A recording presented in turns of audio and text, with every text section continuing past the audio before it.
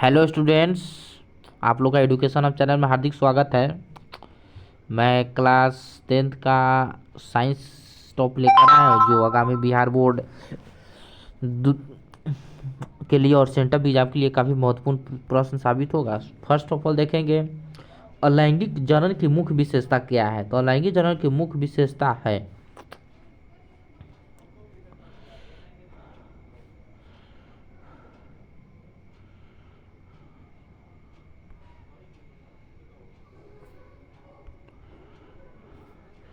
अलैंगिक जनन से पैदा होने वाले संतानें अनुवांशिक गुणों में ठीक जनकों की तरह होती है, क्योंकि इसमें युग्मक का संकलन नहीं होता है। इसमें निषेचन की जरूरत नहीं पड़ती है, क्योंकि युग्मक का संकलन नहीं होता है। नर जनन तंत्र के सभी संरचनाओं का नाम लिखे। तो नर जनन तंत्र में निम्नलिखित संरचनाएं पाई जाती है: दो वृषण, दो अधिवृषण, दो शुक्राणु, दो शुक्राशय एवं एक मूत्रमार्ग तथा मिश्र। लैंगिक जनन का क्या महत्व है? तो लैंगिक जनन का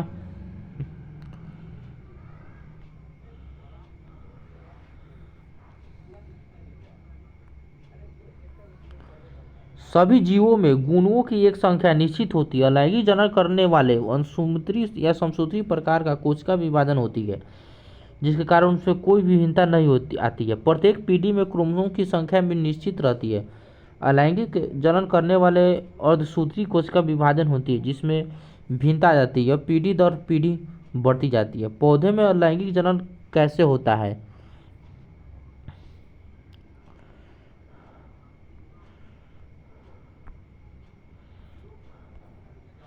तो पौधों में लैंगिक पुष्पीय पौधा में अधिकांश पुष्पीय द्विलिंगी दोनों प्रकार के जननांग होते हैं।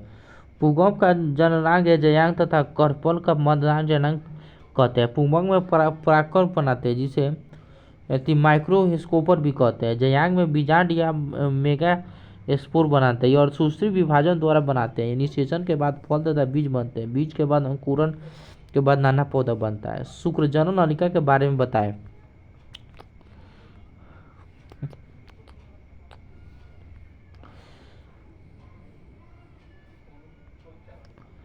प्रत्येक वृषण में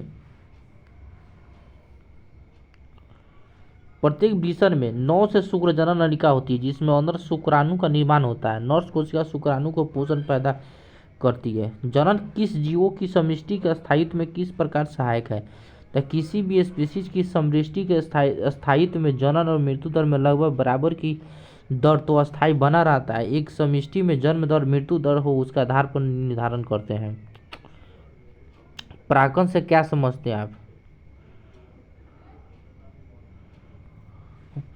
परागकण से आप क्या कितने प्रकार होते हैं? नर जनन अंग से परागकण का गम मादा जनन अंग पर परागकण कहलाता है। इसमें कीड़े, जानवर, हवा, पानी सहायक होते हैं। परागकण दो प्रकार का होता है: स्वपरागकण, परपरागण। ऋतुस्राव क्यों होता है? यदि अंडकोश का निषेचन नहीं होता है तो यह लगभग 1 दिन तक जीवित रहती है। गर्भाशय भी प्रतिमा निषेचित अंड की प्राप्ति हेतु तैयार करती है, अतः इसकी अंतर्वृत्ति मास्टर स्पोनिज हो जाती है, क्योंकि अंड के निषेचन होने की अवस्था में उसके पोषण के लिए आवश्यक है, परंतु निषेचन न होने की अवस्था में इसे पर्त का भी आवश्यक नहीं रहती। अतः यह पर्त धीरे धीरे टूटकर यानी मार्ग से रुधिर म्यूकस के रूप में निष्कासित होती है। इस चक्र में लगभग 1 मास का समय लगता है। इसे ऋतुस्राव या रजोधर्म कहते हैं। युग्मनज से क्या समझते हैं? परिपक्व शुक्राणु अंडाणु में पूरी तरह युग्मज का निर्माण करती है। वर्षा होने के समय मक्का के परागकण क्रिया में क्या का भूमिका प्रभाव पड़ता है? तो इस पौधे में आनुवंशिकता अभियांतर नहीं होता है, जिसके कारण ये पौधे परागकण के उतार चढ़ाव को झेल नहीं पाते हैं। ऐसे पौधे में परागकण के साथ अनुकूलित होने की क्षमता कम होती है, जिसके कारण उत्पादन कम होने, बीमारी होने तथा मर जाने की संभावना बढ़ जाती है। मानव में वृषण का क्या कार्य है? मानव में वृषण के प्रमुख निम्नलिखित है। वृषण में शुक्राणु उत्पन्न होते हैं, जो लैंगिक जनन क्रिया में सक्रिय लगभग भावी पीढ़ी को जन्म देने में सहायक होते हैं। वृषण में उत्पन्न हार्मोन जैसे टेस्टोस्टेरोन कहते हैं मानव शरीर में द्वितीय जनन लक्षणों को स्थापित करने के लिए उत्तरदायी होता है। कार्पस ल्यूटियस का कार्य बताएं, कार्य समझाएं। कार्पोल्यूटियस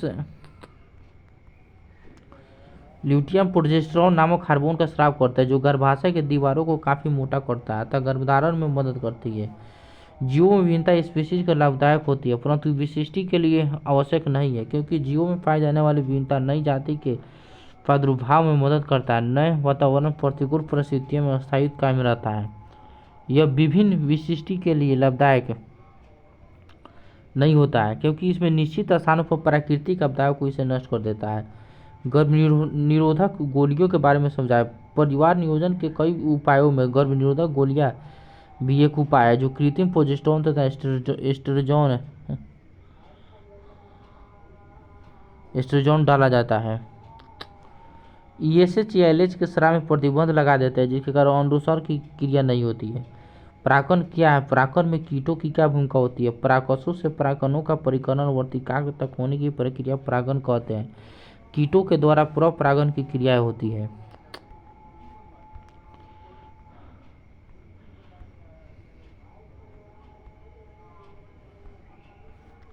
द्विलिंगी जीव कौन सा होते हैं? वे जीव जिसमें नर तथा मादा दोनों अंग होते हैं। वे नर तथा मादा दोनों प्रकार की मुख उत्पन्न करते हैं। उभयलिंगी और द्विलिंगी जीव कहते हैं जैसे केचुआ। डीएनए की प्रतिकृति बनाना जनन के लिए क्या आवश्यक है? तो एक पीढ़ी से दूसरी पीढ़ी माइक्रोवार क्रोमोसोम होता है जो डीएनए से बना होती है अतः इसकी प्रतिकृति बनाए जाने के लिए आवश्यक होता है। परागण क्रिया निषेचन क्रिया से किस प्रकार भिन्न है?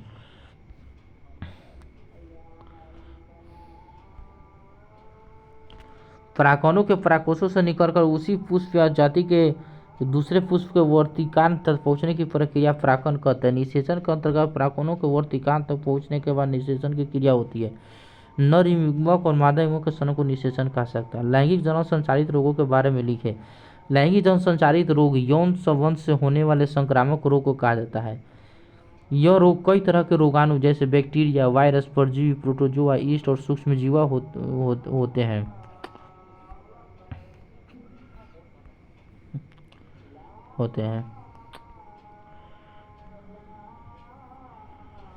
मनुष्य में होने वाले प्रमुख रोग निम्नलिखित है। बैक्टीरिया जनित रोग गोइनेरिया, सिफिलिस, यूरेथ्राइसिस तथा सर्विसाइटिस बैक्टीरिया के संक्रमण से होने वाला प्रमुख रोग। वायरस जनित रोग सर्विस कैंसर, हर्पिस, एड्स इत्यादि। प्रोटोजोआ से जनित रोग। प्रोटोजोआ जनित रोग स्त्रियों के मूत्र जनन नलिकाओं एक प्रकार के प्रोटोजोआ के संक्रमण से होने वाला रोग ट्राइकोनेसिस है। एकलिंगी और द्विलिंगी की परिभाषा एक उदाहरण। एकलिंगी वे जीव जिसमें नर तथा मादा स्पष्ट रूप से अलग होते हैं एकलिंगी जीव कहते हैं। उदाहरण मनुष्य। द्विलिंगी वे जीव नर तथा मादा एक साथ उपस्थित होते हैं द्विलिंगी होता है जैसे केचुआ। कार्य प्रवर्धन को परिभाषित करे और किन किन पौधे में करता है?